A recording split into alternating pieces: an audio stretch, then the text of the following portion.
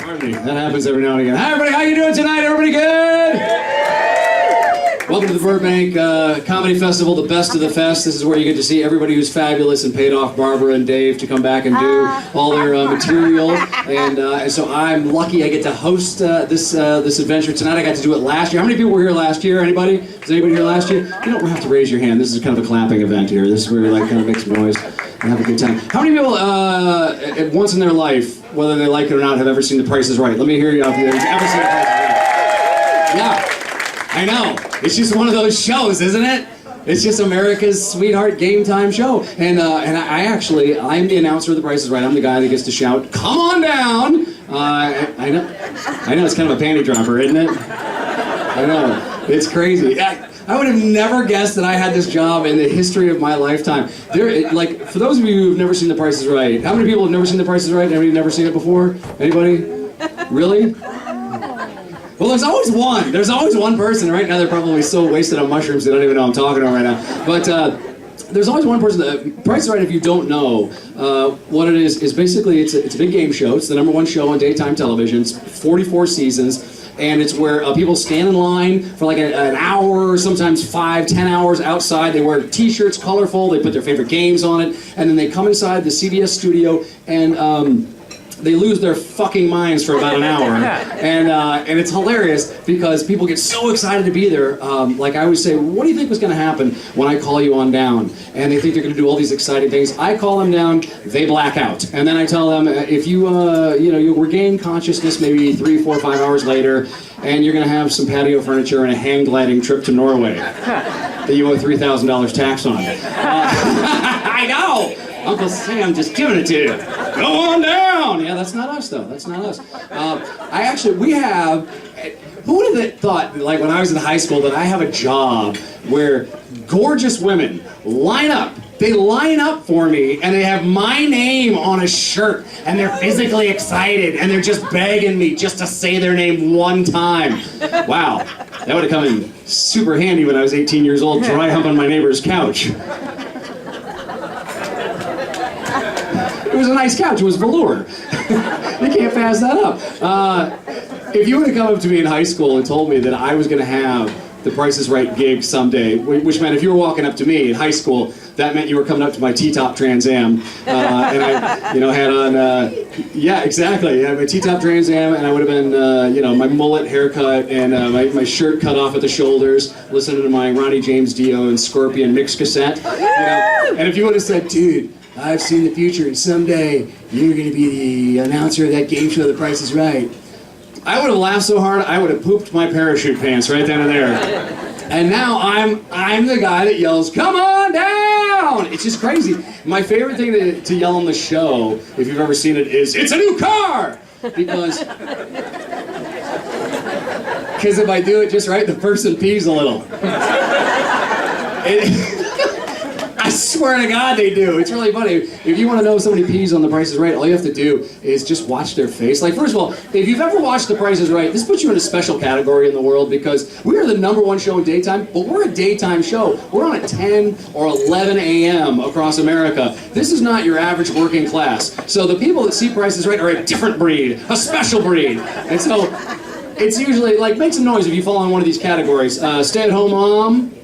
Anybody? Just or raise your hand quietly, either way that'll work too. Stay-at-home mom? Wow, your vagina looks terrible, sir. Anybody retired? Who watches Price is Right? Yeah, unemployed is another one. Convalescing in the hospital, that's one. Or too stoned to go to work or school. That's our audience, that's our peeps right there. But if you want to know, if you're bored, if you're half-baked, 10 a.m., and you want to know if somebody pees their pants in The Price is Right, all you got to do is just watch their face when I shout out, "It's a new car!" Look at their face, and if they make 2 quick faces back to back, so it's like this, "It's a new car!" That's a peer. That's a clean up on aisle 9 Irv moment. That's a Depends moment, which is one of our sponsors, I think. That and the hover round. I'm originally from the Midwest. Anybody a Midwesterner here? Anybody there? Yes, very nice. Where are you from in the Midwest? Nebraska. Nebraska? Is that the Midwest? I guess it is. It sort of qualifies, yeah. Yeah, I'm from St. Louis, and there's a couple things that I just don't like about the Midwest. Great people, wouldn't you say? I mean, we're a sturdy stock in the Midwest, right?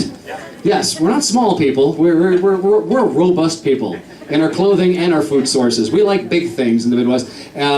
I don't like mayonnaise. Is there anybody here that cannot stand mayonnaise? Yeah. Anybody? Oh my God, it's the worst thing in the history of the universe. And it's everywhere in the Midwest. You can't avoid it there. It's disgusting. And when, like, you see it in a store, it like taunts you. They always put it in a clear glass, right? So you can see how gloppy and gooey and white and gross it is. It looks like congealed bull semen just sitting there laughing at you.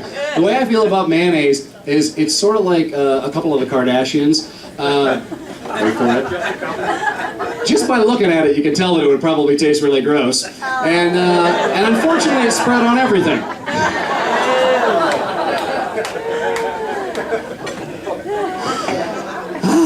That made me so happy just now. The other thing that I really don't like in the Midwest is the weather. Isn't it terrible? Like, Nebraska gets really cold, right? In St. Louis right now, I just went back there. How many people have complained about the humidity here recently in the last couple weeks? Oh, it's so hot. Oh, I know. You sissies, you have no concept. I had to wear a tank top to the yacht club yesterday. Can you believe that? A tank top. In the Midwest, where I came back from, it is so freaking gross in August. I just came back from there, and you take the shower, you get all dressed up, like something like this too. You do your hair, your makeup, cologne, whatever you got. You walk outside, and in 30 seconds, it's instantly like R. Kelly is standing on a ladder peeing all over you. It's just... and I'm not even talking about the mosquitoes then. That's just the heat and the fact now you're sweaty and wet. Then the mosquitoes are so big you can tell which ones the males are by the ball sack hanging down on them. You don't know the Midwest till R. Kelly has peed on your face and a mosquito's dragged his sack across your chin. That is August, so no more complaining here. So I'm getting to the point in my life, like, I'm not married, I'm not kids. Is there anybody that's kind of in their 30s and their 40s and not married and doesn't have kids right now? Is there anybody? You're clapping like it's a secret. I know. Yes, exactly. Right. So you've always dodged that bullet, right? Well, I was married. Oh, you were married. Okay, so you went through one. How did it go? We got divorced. Really? So it went well. It went well. Okay. How long did it take you to learn your lesson? We were together for 7 years, got married, got divorced in less than a year. That's so awesome. See, I love hearing these stories because it keeps me single. Because, you know, of course, you get to this age. Like, I've been waiting so long at my age now to get married and kids that everybody I know, everybody I grew up with, all my friends, I mean, everybody, they've all gotten married. Some got divorced, but everybody's gotten married and everybody's had children. I've waited so long, I've dragged my feet so long to do this, that even my gay friends are now married and having children. It's that long that they're now doing. And so, of course, like, I'll sit around with my buddies, I'll sit around with guys having a beer, and I'll say, you know, hey, so, you know, I mean, what's it like to be married? Is it a good thing? You know, should maybe look into that, you know? And guys will say, well, I gotta, you know, tell you, you know, single's one thing, but, you know, when you're married, you know, you're a team, right? You know, it's not just you, it's a team against the world, and you guys are a bond, and you're gonna grow old together and take care of each other, and it's really spiritual and special. I'm like, wow, that's very powerful, right? Maybe so I should think about maybe getting married someday. And they're like, fuck no, oh my God, are you crazy? It's the worst thing you could ever do. I live vicariously through you. If you get married, the sex is gonna stop. You know why she's smiling on the wedding day? Because that's the last day she touches your penis. I'm telling you. And I don't even know, like, when guys start bagging on marriage and sex, I don't even understand it, because honestly, the best sex I've ever had in my life has been with married women. No, I'm saying, and they're not clingy at all either. They're just not. I mean, they're just nice. Like, you know, you want to spend the night? No, I'm good. Oh, well, can I text you? You know, make sure you got home safe? No, please don't do that. You want to be friends on Facebook or Snapchat? Fuck no, leave me alone. It's awesome. It's great. It's really good. Yeah, you can't beat it. I don't understand the complaints from the guys. And then I asked her, like, about kids, you know. I'm like, so, you know, you got kids. I'm like, what's that like? What's it like having children? Is that something I should think about? And the guys are like, you know, I was a person and now I'm a dad. You know, I've now brought a life into the world, and I've molded something and shaped something that I can then put to the universe to hopefully make it a greater place. I'm like, wow, that's deep and spiritual, you know. That sounds powerful. That sounds like it would change me as a human being. So what you're saying is maybe I should have kids someday?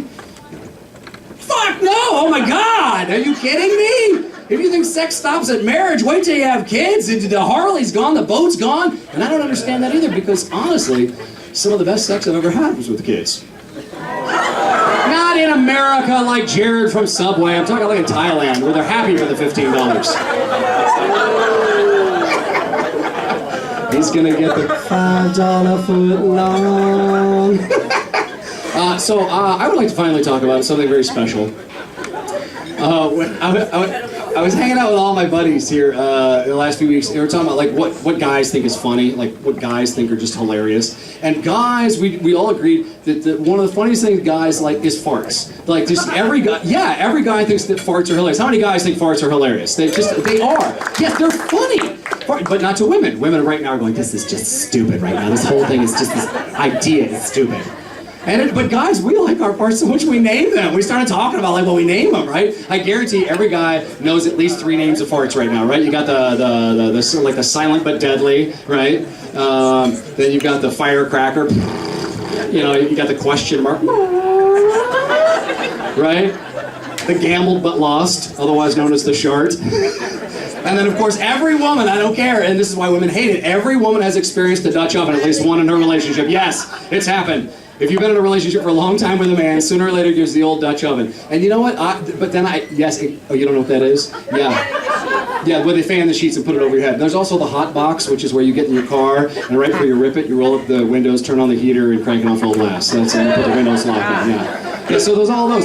Well, you know what? But then I realized there's one thing that's funnier to guys than a fart, but we're not allowed. We have to pretend like it's not hilarious to us. We have to pretend like it's just okay, which is so unfair. But of course, what I'm talking about is anybody know? Anybody know? It's funnier. It's absolutely more hilarious than a fart. Of course, it's the queef. And I started talking to my buddies about this. And for those of you who don't know what a queef is, what it is like in that special time when you're like with your woman, right? And it's a magical moment. You know, you just made love. It's wonderful. It's beautiful. And you're sitting there together. You're looking at each other. There's the afterglow. She looks at you, baby, I love you so much. And it's just that special moment between two people. It's nice and quiet. And then out of nowhere you hear.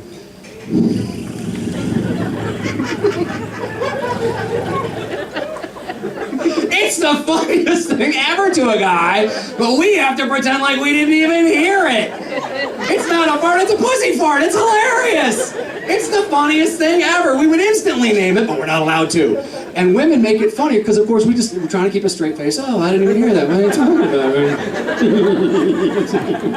And women, I don't know if there's like a script you get when you're 15 or if there's like some legal bill you have to read, but every woman says the same thing every time. Well, you did it to me. You did that to me just now. You pumped so much air into me. You were just pumping air into me. You were just pumping air. You just sounded like a pool toy. That's even funnier to us. But you know what I say? The way that guys, you know, we embrace our farts, I say women should take back the night. Your body, your temple. Take back your queefs. Make them funny. Give them names. When you feel one, don't be embarrassed. Instead of, you know, having it and feeling mortified, you know what? Call it a crotch cough or a beaver sneeze or a snatch snort. Next time you gotta let one, you know, the Dutch oven, it's time for payback. Put his head under the covers and yell, go on down! And you know what, you white girls? Give him the Queefer Sutherland. You Latina chicks, give him the Genital Lopez. And the sisters out there, give him the Queen La Queefa. It's time to take back the night. Are you guys ready for your first comedian right now?